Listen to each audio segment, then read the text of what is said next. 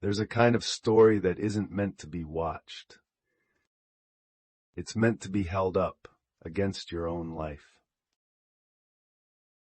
You watch the man walk toward his ending, and some part of you already knows that ending was written long before he arrived. He just didn't know it yet. In the underworld, Agamemnon turns to Odysseus and says one thing: don't tell your wife everything about your journey home. Don't trust her completely. Most people hear that line and think he was betrayed, so now he distrusts all women. But I want to ask a deeper question. Why did Clytemnestra want him dead? That question is what this episode is really about. The war lasted 10 years. Agamemnon came home with victory, with spoils. Among them Cassandra, princess of Troy, a prophetess no one believed. He brought her into his house, into his marriage. His wife Clytemnestra was waiting. She prepared a bath for him. "You're home," she said. "You must be tired. Come, wash." He stepped into the water, took off his armor. Then Clytemnestra and her lover Aegisthus killed him, in the bath, in the one place he let his guard down. Cassandra had already seen it coming, before she even crossed the threshold. "I see death waiting for me," she said, and she walked in anyway. That's the surface of the story. Underneath it, there's a longer one. Before the war began, the Greek fleet couldn't sail, no wind. A prophet said the goddess Artemis was holding it back, because Agamemnon had offended her. To bring the wind back, to let the ships leave, Agamemnon had to sacrifice his own daughter, Iphigenia. He did it. He killed his daughter so a war could begin. Clytemnestra watched her daughter get taken, watched her die. Then her husband took an army and left, to fight a war that started because another man's wife ran away. He left her alone, in a palace with one less daughter in it. 10 years. Let me pause here. In most versions of this myth, Clytemnestra is the villain, the unfaithful wife, the murderer, the woman with a lover. But look again.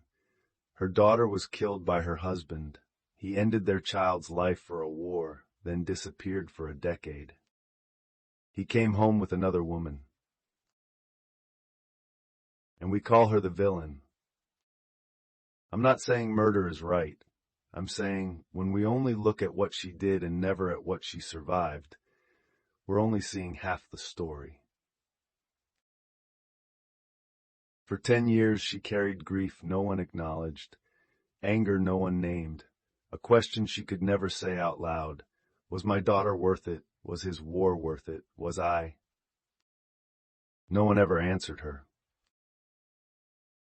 10 years later, she found her own answer. This is Agamemnon's real tragedy, not that he died coming home, but that his death began the day he killed his daughter. Now back to the underworld. Agamemnon tells Odysseus, "Don't trust your wife." But Odysseus doesn't take the warning at face value. His homecoming looks nothing like Agamemnon's. Agamemnon walked into the palace with his mistress beside him. Odysseus disguised himself as a beggar, watched first, acted later. Agamemnon stepped into a bath and dropped his guard completely. Odysseus, bow in hand, never once let his down. But the real difference isn't tactics. It's what each man did in all those years away for the person waiting behind. Agamemnon killed his daughter, brought home a mistress. Not once in the story does he speak a word meant for Clytemnestra. Odysseus, through the whole Odyssey, keeps saying why he's fighting to get back Penelope. Not the throne, not riches, not glory. Her. And Penelope waited 20 years. She stalled every suitor, said she'd remarry once she finished weaving a shroud, then wove by day, unraveled it by night. She never gave up. Why? Because she knew exactly where she stood in his heart. Clytemnestra never knew, because Agamemnon never let her. I want to say something here.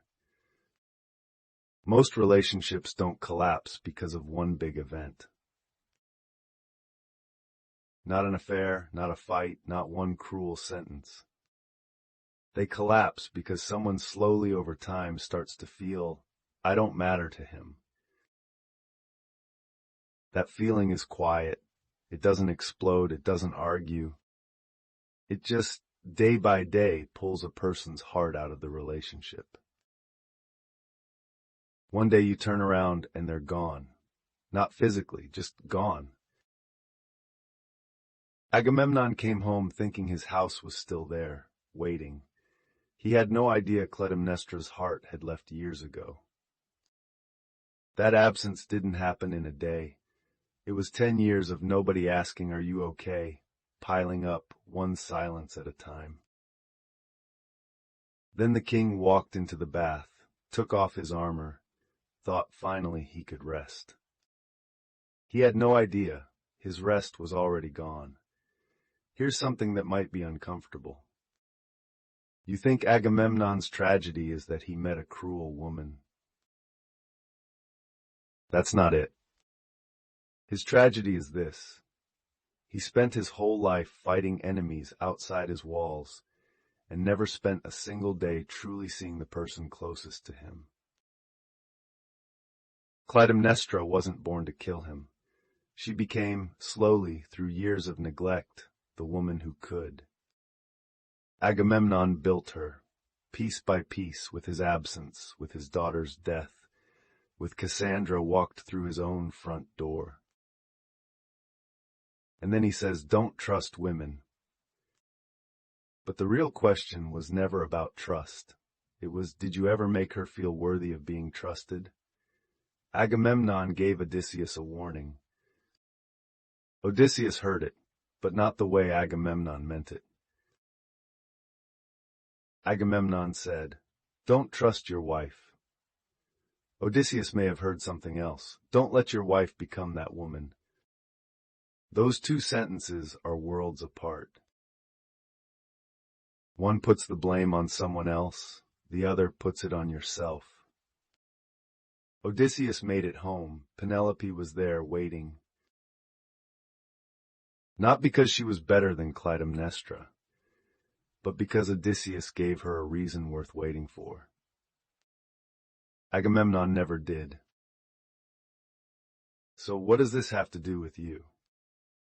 I want to ask, the person closest to you right now, do they know where they stand in your heart?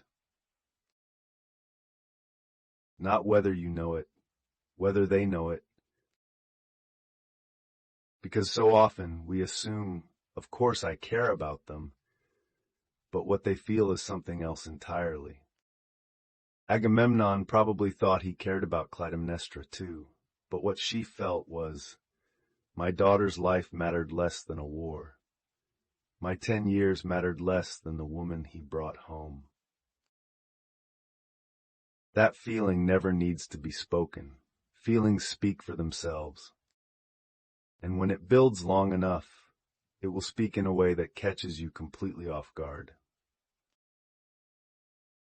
Agamemnon's warning was, don't trust women.